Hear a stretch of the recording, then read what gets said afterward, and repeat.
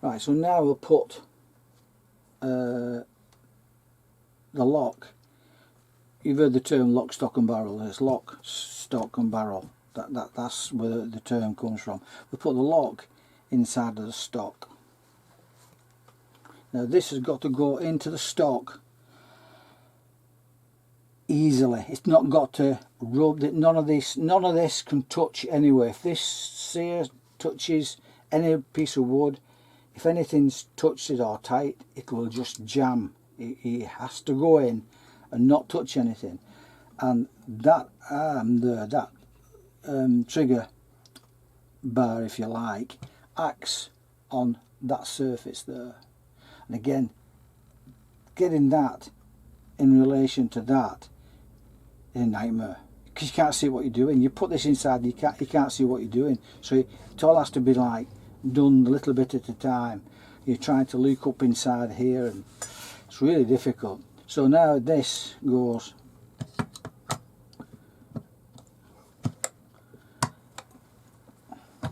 in there like that, and it's got to go in easily, not got to touch anywhere.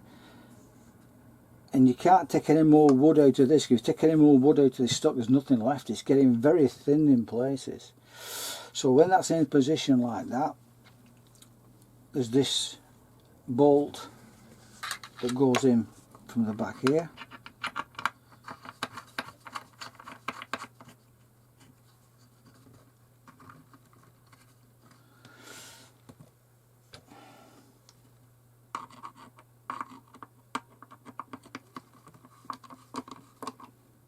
Screws in there. The front one I think is this one. See, all the screws are, I have to make sure they get the right screw in the right hole, because they're all custom fit. You can't change one for another, because they're all different lengths, different sizes, and it's all got to be dead right. So this screw is in the front there.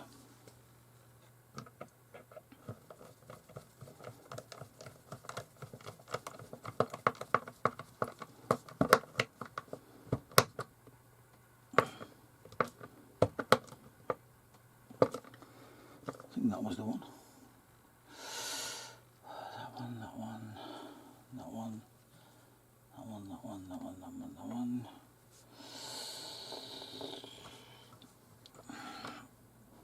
I'm not sure that's the right screw for there,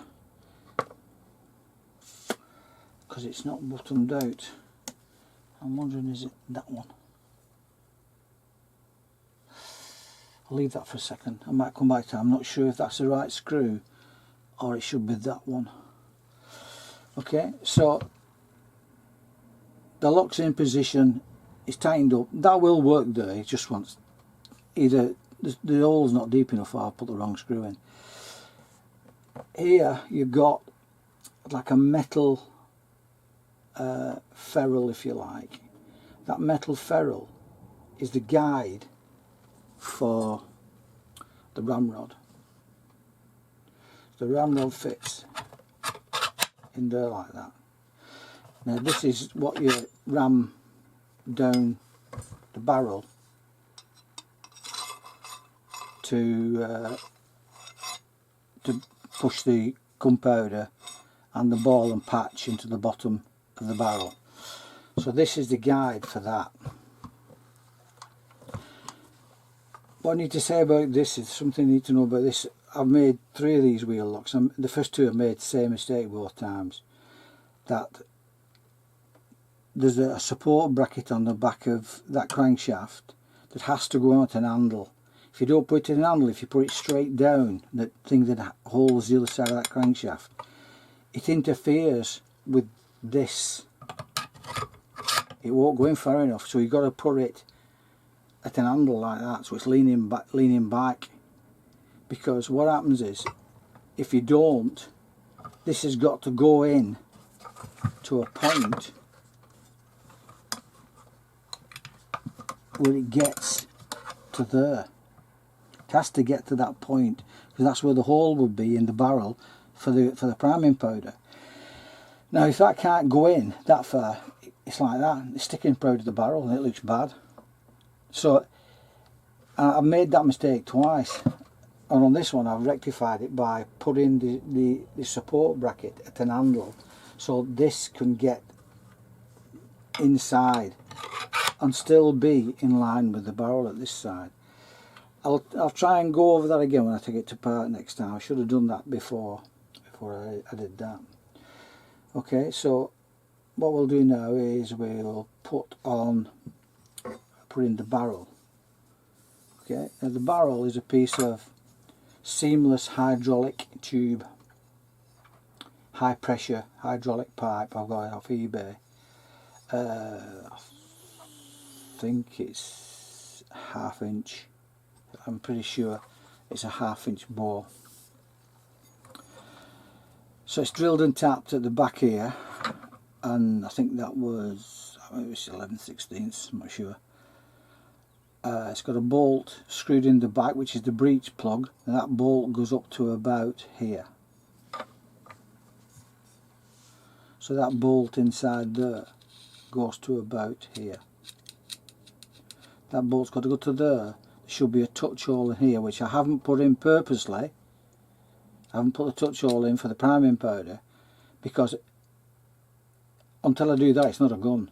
It won't fire. There's no way you can fire this gun. I've purposely made it like this because there are laws regarding black powder and firearms. Providing it's not a gun, you can't fire. You can't. Nobody could get hold of this and shoot it because it won't shoot. There's no touch hole. There's other things as well that it won't fire. But all the mechanisms there. So this breech plug, the bolt inside here comes to that position. Now when you put the ball and patch down, the ball and patch will go, the ball will be here inside, the patch on, well, the powder will be in first, and then you put the ball in, and then you put the patch in, you ram it all down with that. So it's important that this can reach the centre of there, like that. If not, you can't load it. And if this is too long and you haven't handled the mounting plate for that back, it won't go into interferes with it. So you have to put that mounting bracket on the back at an handle. So this has got a long tang on the back, and the long tang screws into that screw there.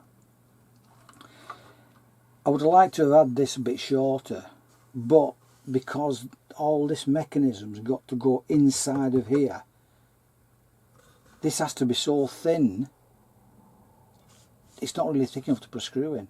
So you have to take it back until you get to a position where you can put a screw in something substantial, which is back here. So this, see, I've gone out of sequence again, because you have to put the barrel in before you screw this down, because it has to sit against it. So just loosen this off like that. Just have to lift the lock out very slightly. Put that there. Oh, this is just do before that. There is made so it goes up against the pan here, so there's no gap. You don't want a gap between there and there. So I've welded that on, welded a strip on. I can file it down, keep filing and filing until it's a really nice fit against there, because that wants to be very close to there. At the front here, there's a lug welded on. That lug has got a little hole in the centre. That lug fits in that slot there, and then you put a pin through that way, which goes through that holds the whole thing together. So let's put this in. See, that's it, it just clicks in like that, and then you have a little pin that goes, famous last words,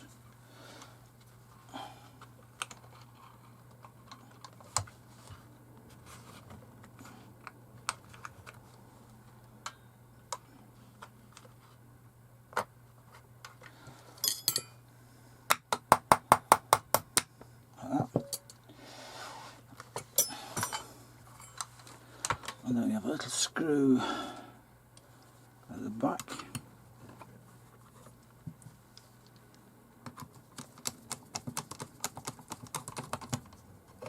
You see, most of this I'm assembling with one screwdriver. I have this screwdriver because some of the screws are very, very small and just a little bit too big. But you could make those other screws, you could make the heads to fit this screwdriver as well. I say I've done them before where I've had one screwdriver to do everything.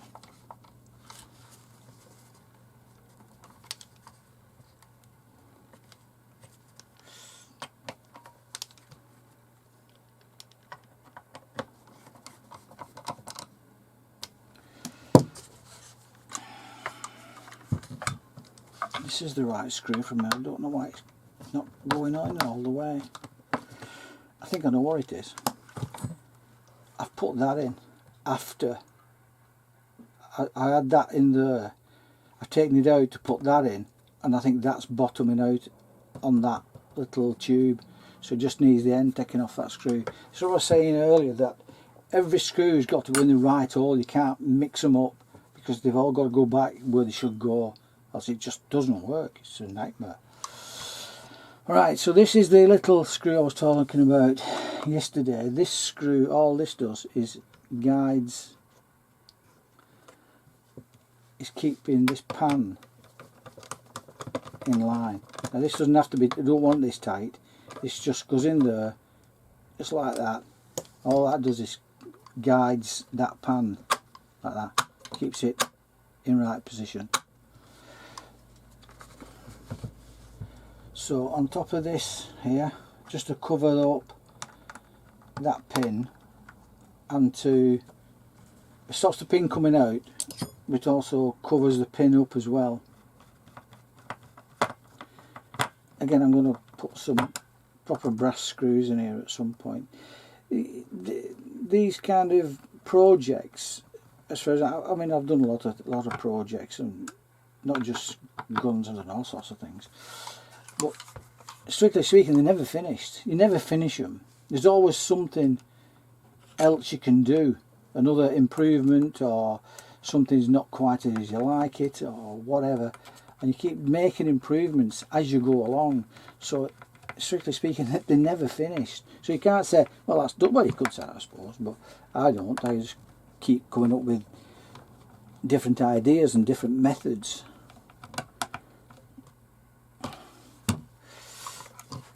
Turn that down a little bit, like that. Right, so that's in position. I'll have to take that out and just take the end of the screw off. The screw's a little bit too long, and I'm pretty sure what's happening is hitting that on the inside. The screw's a little bit on the long side. What happened was, that wasn't in there. I didn't take that out because it's tight. That's why it's in there now, and I'm not sure when you put it in. It's knocked in there and it's tight. I don't want to take it out.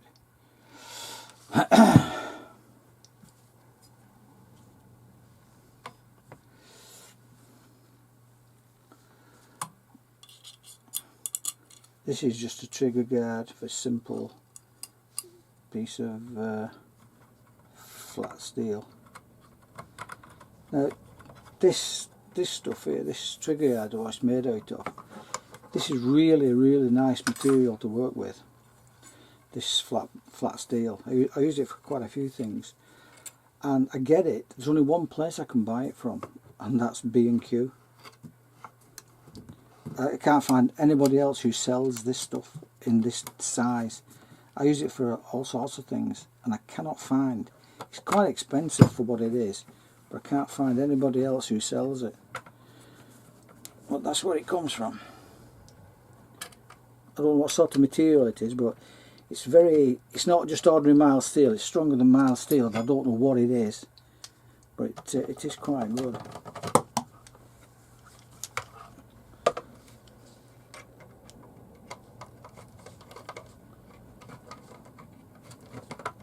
This screw's not great in here.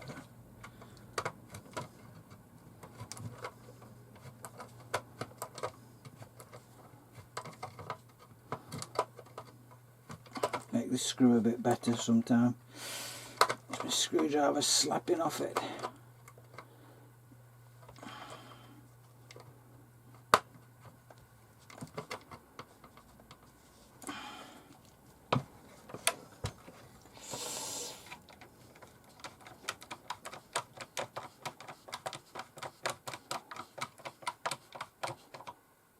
I will get some better screws than these.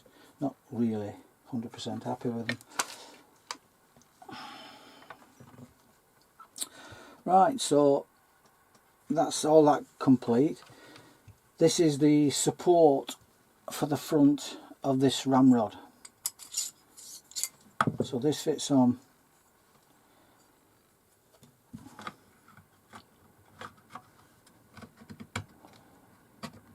there.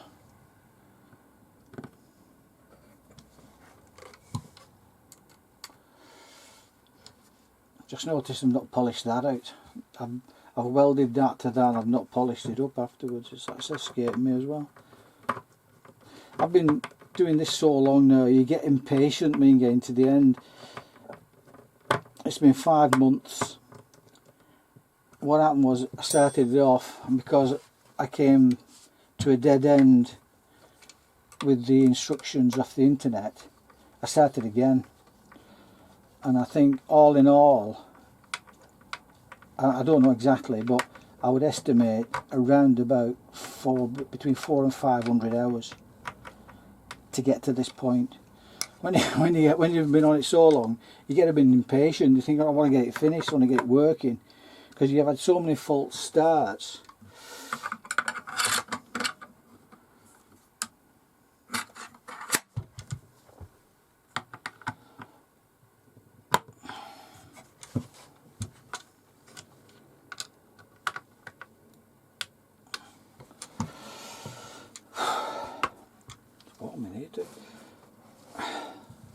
So this is just the butt.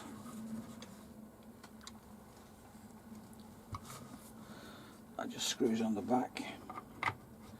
Apparently what they did when these were in use, because you've only got one shot basically, you have one, if you're using this in a military application. What's going on here now? Oh, upside down. Come on, Derek, buck up, lad.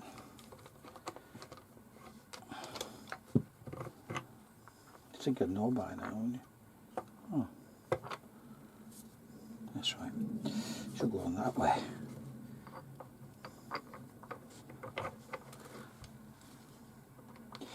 In a military application, if you was in, security, apparently they use them a lot on, like, for guards.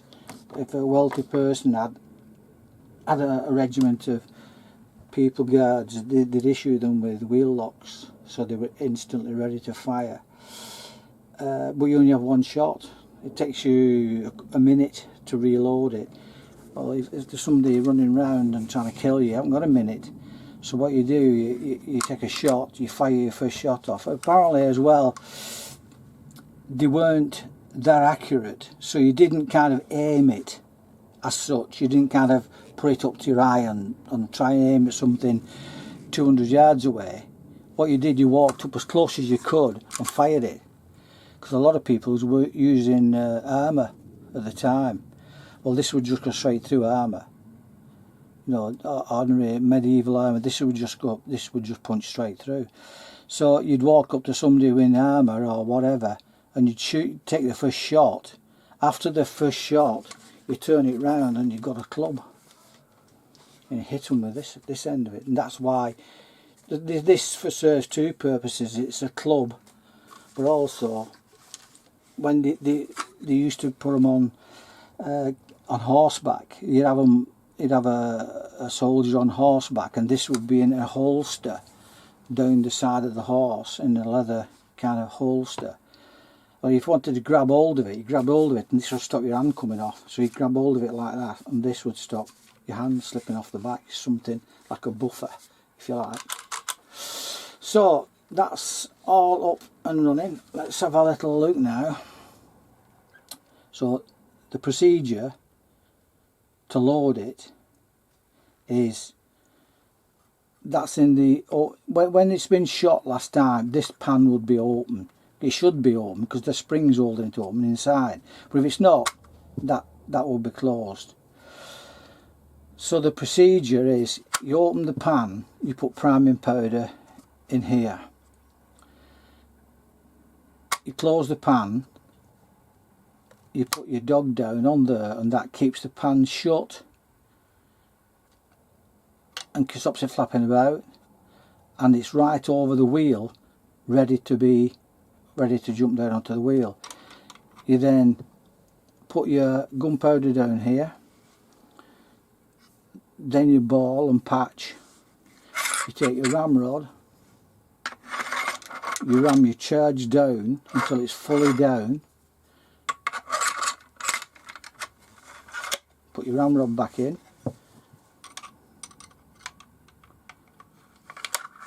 wind it up until you hear the click,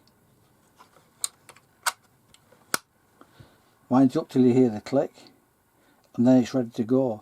This was the first time that they had weapons that was loaded, ready to fire, without carrying what they called a match, which was a piece of rope that was burning on the end. So all they did before this was the match would be on an arm and it would be glowing, and they blow it so it kind of was like glowing red. They pull the trigger, the match will come down, go onto there,